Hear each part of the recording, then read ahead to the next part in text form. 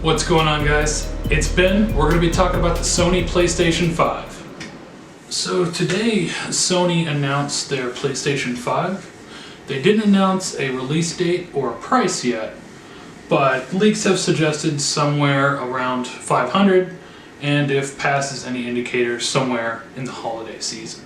So TechRadar is reporting a CPU.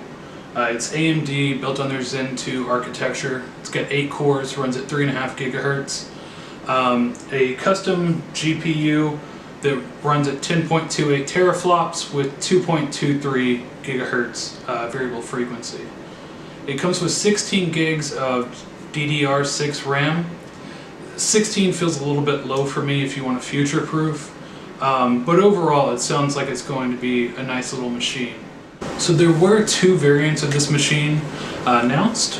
One has an optical drive and the other one looks better. It doesn't come with an optical drive, and they're banking on people who don't need physical discs anymore and will be downloading their games.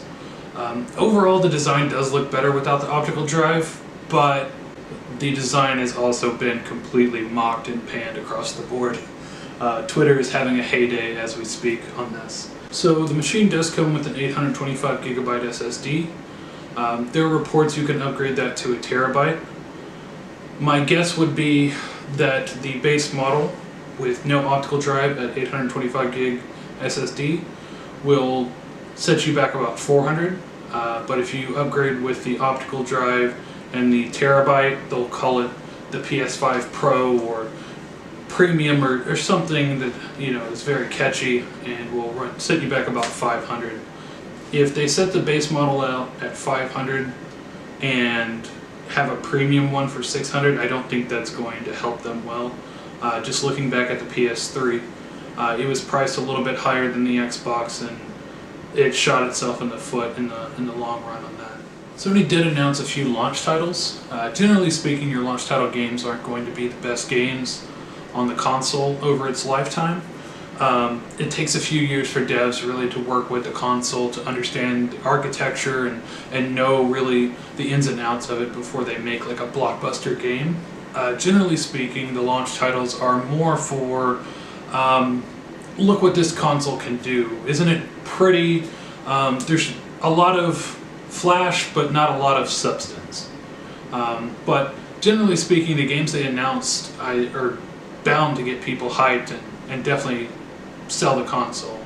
On that list is a new Spider-Man game, a remake of Demon's Souls, a sequel to Horizon, and even Resident Evil 8 coming off excellent Resident Evil 7 for the first Resident Evil game that was good in the last 5 years.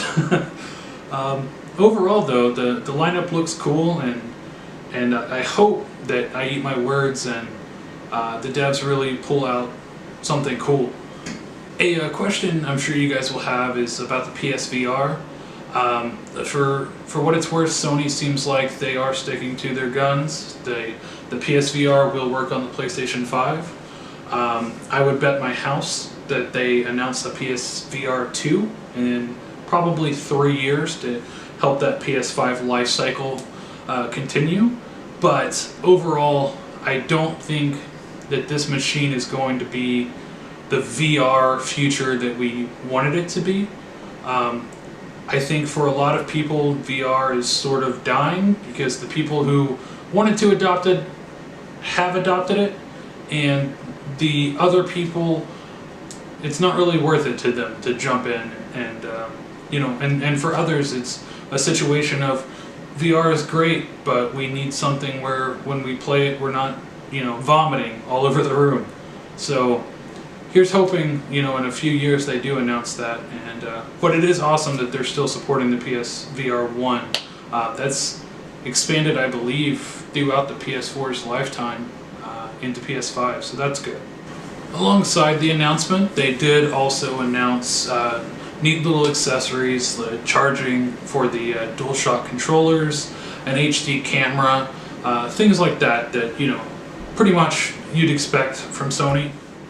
So another thing I wanted to talk about was the 3D audio support that Sony mentioned.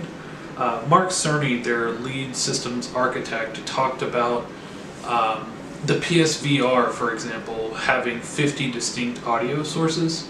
And in an example, he said that instead of having an audio track of rain, you could have individual raindrops that tell you where the character is in relation to those raindrops, which is a pretty cool promise. And I think that it's going to allow for a lot of creativity with the PS5 in terms of soundscapes and really, like, in the next few years, really push forward new sort of exciting play styles, or at least I would hope so.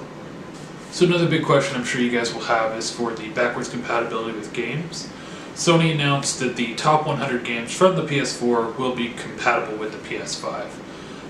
The good news about that is that the PS4 and the PS5 share similar architecture. The PS5 is just newer, more revamped, and overall just an improvement on the PS4.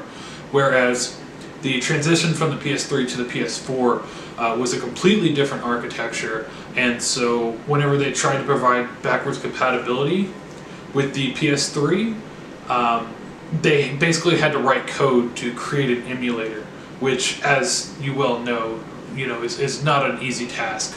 Versus having the same architecture, it's already like 90% similar. So being able to have that backwards compatibility as a promise is a much easier feat. So the last thing I wanted to talk about was the new DualSense controllers. We got a nice look at them earlier in the year.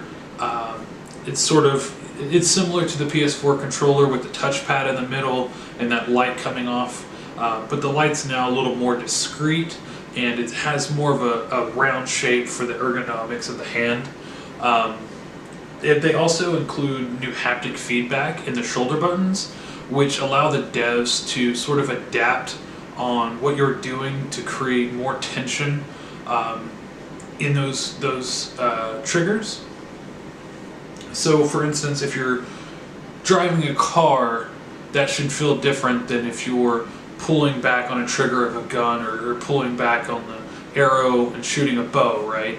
And the new adaptive triggers should theoretically allow the devs to implement that so that you have more of a feeling of what you're doing in the game and provides more of an immersive experience overall.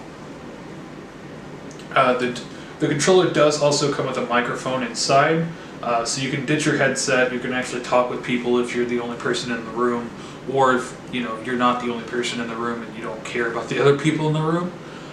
Overall, I'm very excited to see more from the PS5. I'm very excited to dig deeper into the Xbox when more details on that come out.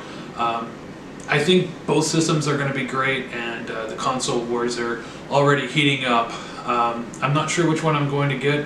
Leave a comment down below. Tell me which one you're more excited for. Tell me the games you're excited for. Leave a like, comment, ring the bell, do all the things, and leave me some feedback. Let me know what you like, what you didn't like, and I'll see you next time. Take it easy.